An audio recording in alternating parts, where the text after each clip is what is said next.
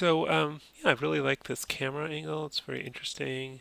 Good composition, really thoughtful. Um, yeah, and I like that you took the time to pose the character too. Let's take a look in Maya.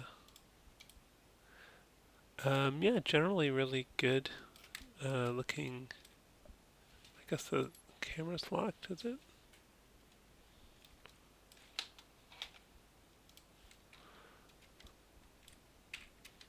Um, yeah, there's a lot of good textures on here.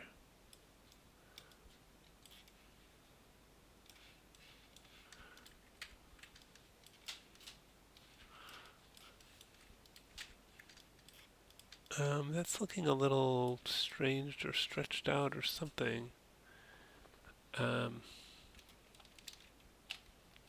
just going to delete history, Alt Shift D, and oh, is it? So you have a bump map on there. Okay, but I think that it might not be mapping well because it is a 3D texture though. But yeah, it's just doing this weird stretchy thing. I think because there's no UV map, so you're probably going to want to UV map that. Yeah, I mean, you could try just unfolding it and see what happens. Um, Not much better. Yeah, you can see how crazy stretched out it is. So I think you would need to go in there and properly cut this up and UV map it. Otherwise, you're going to get poor results. Um, I'm trying to kind of do it. Yeah, now everything's busted up. So it's yeah, it's not a very sound surface either. It's got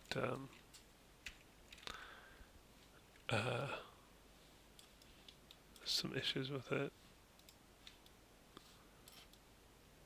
like this face with many sides. They have this new like retopologize tool. I was thinking of trying.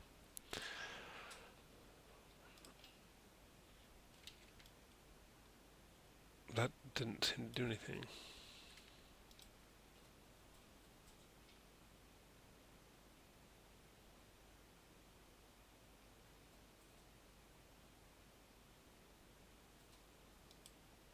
Hmm.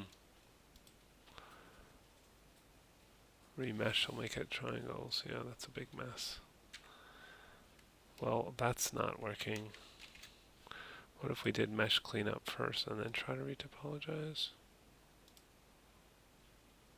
Let me try just reconnecting anything that's been broken up. I'm just trying shortcuts just to not have to manually fix this whole thing.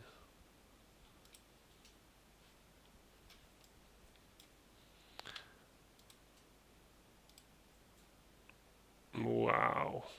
That did a bad job. Okay. Yeah, I think you'd have to go through and kind of manually fix this. It's just not so great to have these faces with multiple sides on them. Like it's like there's one, two, three, four, five, six, seven. It's like a many sided face, and you got this weird stuff going on here. So you'd want to kind of go in and add edges until. But this is more time than I really want to spend on this at the moment. Et cetera, until you've got everything's four-sided face, and then do it on the bottom, and it's just, yeah, and then properly cut it up, and then unfold it.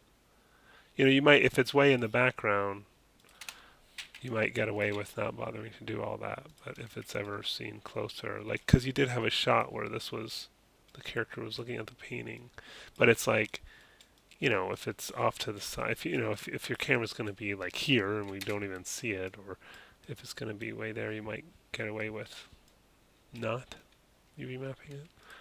I like that. That looks good. I was just going to say, I'm not sure what material this is meant to be, um, but is that like a carpet? Anyway, there also I was just going to say there's a lot of kind of dark woods and stones, and maybe you want stone walls, and maybe you want something just to kind of color-wise. I mean, obviously you have the red rug, but maybe some lighter woods somewhere or something. And these things, I think these, yeah, I would, since they're something that's repeated a lot, and we see, I would maybe take some more time to model this to get some of the detail in of, I guess, the punching bag, like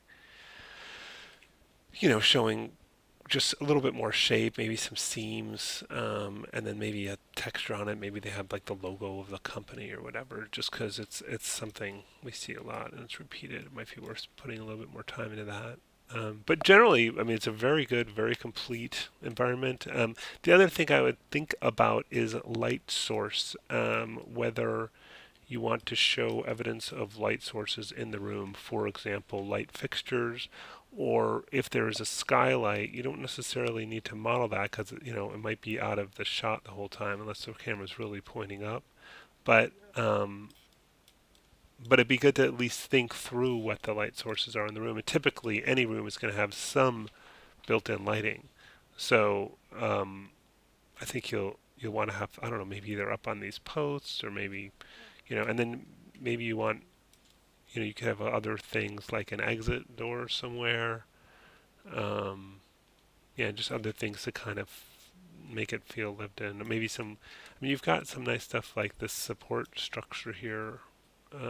Although I don't know what that's meant to be, what function it's meant to be serving, but it helps kind of flesh out the look of the environment. But other things like power outlets or any kind of plumbing type stuff, vents, windows, these kinds of things. And maybe it's a basement, so there's no windows, but those are the kind of things that bring it to life a little bit more. But all that said, I mean, it's pretty complete looking. You know what I mean? If you had to use that as it is, it'd be all right.